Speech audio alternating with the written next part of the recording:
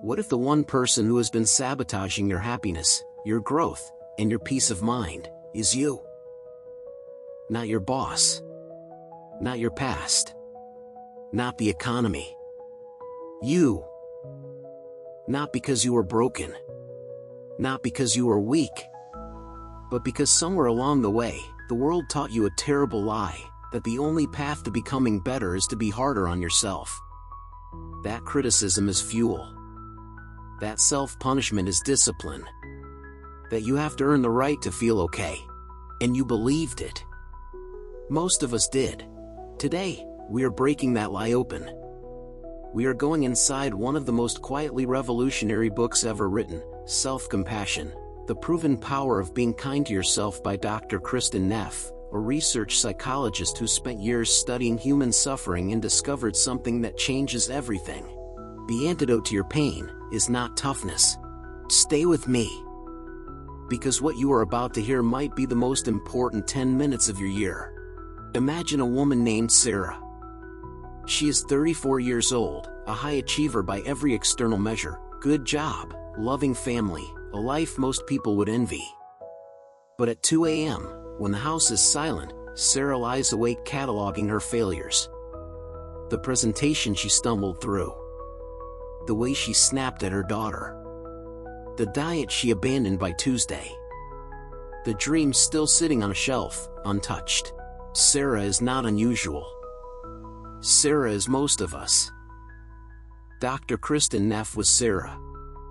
A researcher and professor, she found herself going through a painful divorce, watching her young son receive an autism diagnosis, drowning in shame and self-blame. She had studied Buddhism. She knew intellectually that suffering was part of the human condition. But in those dark hours, that knowledge felt hollow. And then she asked herself a question that would change her life. Why am I treating myself worse than I would treat a stranger? That single question became the seed of an entire movement. Self-compassion, not self-pity, not self-indulgence, not weakness, but a fierce, honest, warm relationship with yourself. This book is the scientific and deeply human answer to that question. And today, we are bringing you the full map. Part 1, The 3 Pillars. Kristin Neff builds her entire framework on 3 core components. Memorize these. They are the architecture of a new way of living. The first pillar is self-kindness versus self-judgment. Think about the last time you made a serious mistake. What did you say to yourself? Most people, if they are honest, will admit the inner voice was brutal. Stupid. Worthless. How could you? That voice, the inner critic, is not motivating you. Science says it is paralyzing you. It activates the body's threat response, flooding you with cortisol and shame, making it harder to think clearly, learn, or move forward. Self-kindness does not mean letting yourself off the hook. It means speaking to yourself the way you would speak to a dear friend who was hurting. With warmth. With understanding. With the belief that you deserve care even when you have failed. The second pillar is common humanity versus isolation. When we suffer, when we fail, when we feel inadequate, we tend to feel utterly alone. We think everyone else has it figured out. Social media has made this 1,000 times worse. We see the highlight reels of other people's lives and compare them to the blooper reel of our own. But here is the profound truth Neff offers: suffering is not a flaw in you. It is a feature of being human. Every person on this planet has known pain, failure, loss, and inadequacy. You are not isolated in your struggle. You are connected to the entire human story. And when you feel that connection, truly feel it, the weight of shame begins to lift. The third pillar is mindfulness versus over-identification. Have you ever been hijacked by an emotion? A wave of anxiety or rage that consumed your entire being? That is over-identification, when you become the emotion rather than observing it. Mindfulness, in Neff's framework, is the ability to hold your pain with awareness and balance. Not to suppress it. Not to dramatize it. To simply say, I notice that I am in pain right now. And that noticing, that gentle witnessing of your own suffering, is the first act of compassion. Here is where the book becomes uncomfortably honest. Most people are deeply, chronically self-critical. And most people believe this is actually a good thing. They believe their inner critic keeps them sharp, keeps them humble, keeps them striving. Neff dismantles this belief with research that is hard to argue with. Self-criticism activates the same neural pathways as external threat. Your brain cannot tell the difference between a predator in the forest and the voice inside your head calling you a failure. Both trigger the fight or flight system. Both flood your body with stress hormones. Both shut down the prefrontal cortex, the thinking, learning, growing part of your brain. Self-compassion, by contrast, activates the care system. It releases oxytocin, the bonding hormone. It calms the nervous system. It actually creates the psychological safety required for real growth, real learning, real change. Think about that for a moment. The very thing most of us believe makes us better, self-criticism, is neurologically making us worse. And the thing we fear will make us soft, self-compassion, is what actually drives lasting transformation. Neff tells the story of a student who came to her convinced she needed to be harder on herself to pass her exams. After practicing self-compassion exercises for a semester, her grades improved. Not because she studied more hours. Because she studied without the paralysis of fear. Part 3. Self-compassion versus self-esteem. This is perhaps the most counterintuitive chapter in the entire book. For decades, the self-help world has been obsessed with self-esteem, feeling good about yourself, building confidence, believing you are special. And there is something valuable in that pursuit. But Neff reveals the dark side. Self-esteem, as most people practice it, is contingent.